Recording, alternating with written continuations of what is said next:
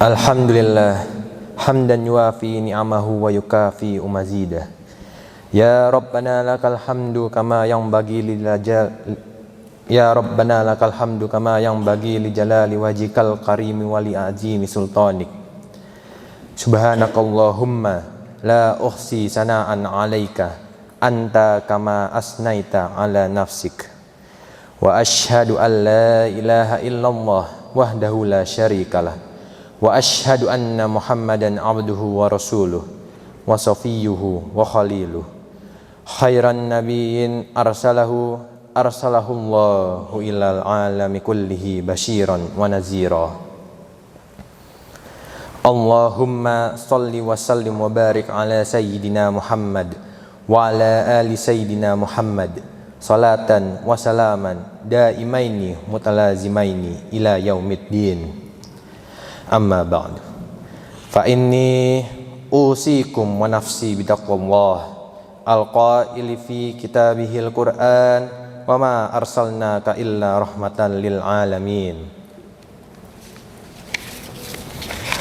Alhamdulillah, bersyukur kepada Allah atas segala nikmat dan karunia-Nya yang tak terhingga, terutama nikmat iman dan Islam.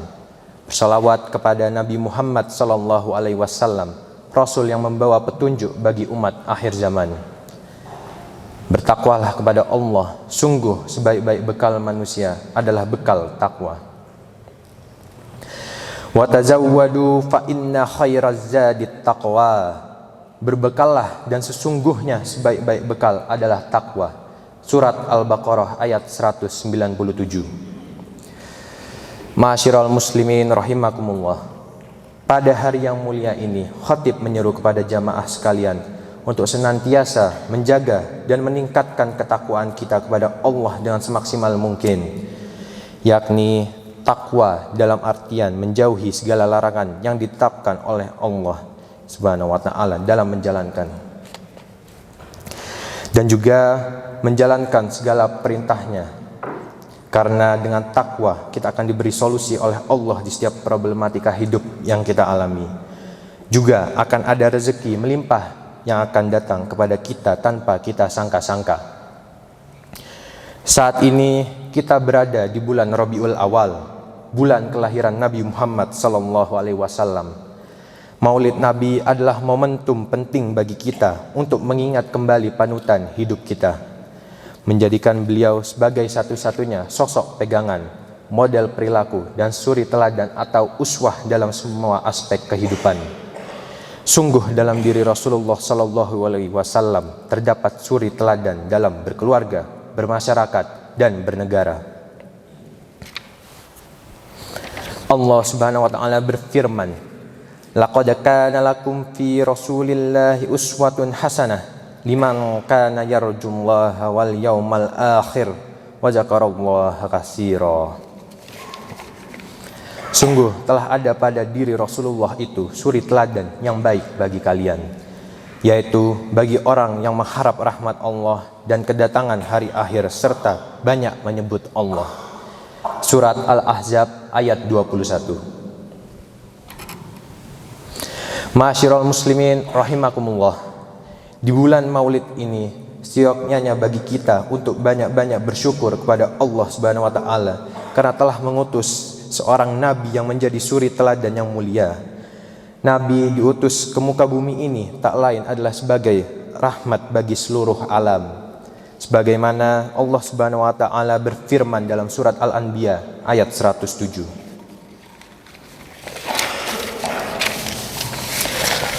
Wa ma arsalnaka illa rahmatan lil alamin. Dan tiadalah kami mengutus kamu melainkan untuk menjadi rahmat bagi semesta alam.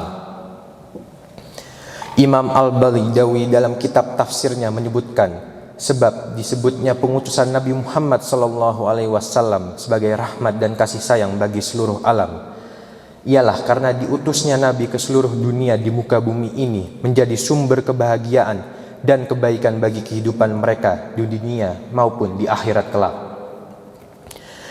Imam Ibnu Abbas menyebutkan dalam tafsirnya, siapa yang menerima ajaran kasih sayang yang dibawa Nabi dan mensyukurinya, maka ia akan bahagia hidupnya. Sebaliknya, siapa yang menolak dan menentangnya, maka merugilah hidupnya. Kasih sayang yang ditebarkan Nabi Shallallahu Alaihi Wasallam bukanlah hanya ucapan semata, akan tetapi dalam hidup keseharian beliau praktikkan dan implementasikan dengan nyata. Kasih sayang ini bentuknya universal kepada seluruh makhluk ciptaan Tuhan. Bahkan kepada orang musyrik pun Nabi berlaku santun dan mengasihi. Tidakkah kita mengingat bagaimana dahulu Nabi Shallallahu Alaihi Wasallam ketika hijrah ke Taif untuk menghindari permusuhan dari kaumnya. Namun ternyata di sana malah mendapat perlakuan yang kasar dan permusuhan yang lebih parah hingga Nabi dilempari batu. Kala itu malaikat penjaga gunung menawarkan kepada Nabi, apabila dibolehkan maka ia akan membenturkan kedua gunung di antara kota Taif, sehingga orang yang tinggal di sana akan wafat semua. Namun apa sikap Nabi Shallallahu Alaihi Wasallam?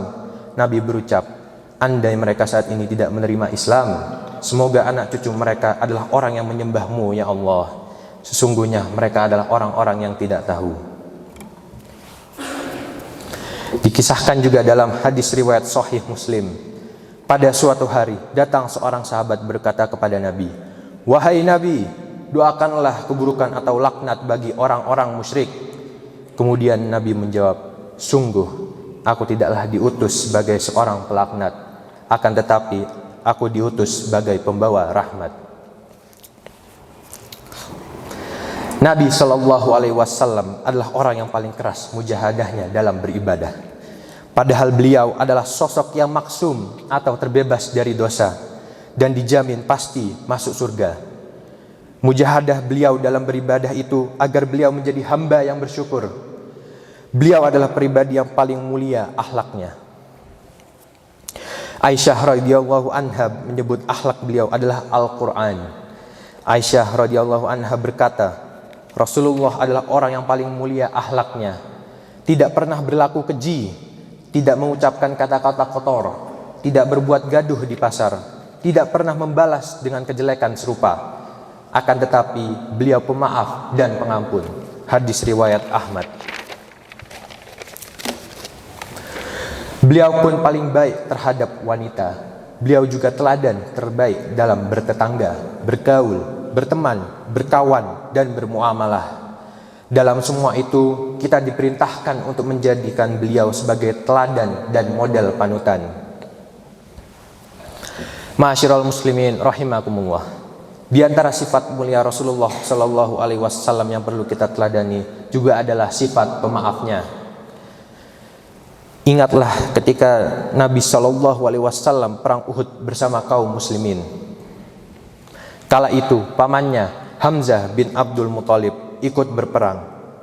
Di tengah peperangan, pamannya terbunuh oleh Wahsy, seorang budak berkulit hitam.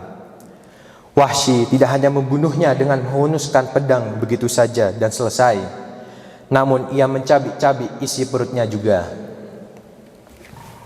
Hal ini membuat Nabi Shallallahu Alaihi Wasallam sangat sakit hati dan marah. Bayangkan, paman yang begitu dicintainya wafat dengan cara mengenaskan seperti itu. Akan tetapi ketika Wahsy menyatakan diri di hadapan Nabi untuk masuk Islam, Nabi pun memaafkannya. Meski beliau tidak mau melihat wajah Wahsy lagi, sebab akan terus mengingatkannya kepada peristiwa terbunuhnya pamannya. Ma'asyiral muslimin rahimakumullah. Mengenai sifat memaafkan, sungguh Allah telah berfirman dalam surat Al-A'raf ayat 199. Khuzil afwa wa'mur bil urfi wa'rid 'anil jahilin. Jadilah engkau pemaaf dan suruhlah orang mengerjakan yang ma'ruf, serta berpalinglah daripada orang-orang yang bodoh.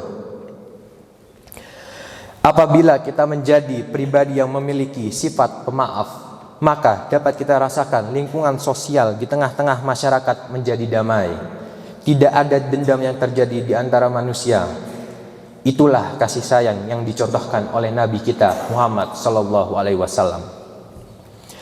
Semoga di bulan Maulid ini kita dapat meneladani sifat dan akhlak mulia Rasulullah, yang mana dalam mencontoh dan menerapkan akhlaknya terdapat kemaslahatan yang akan kita dapatkan baik di dunia maupun di akhirat. Barakallahu li wa lakum fil Qur'anil azim wa nafa'ani wa iyyakum bima fihi min ayati wa zikril hakim. Aqulu qawli hadza fa astaghfirullahal azim innahu huwal ghafurur rahim.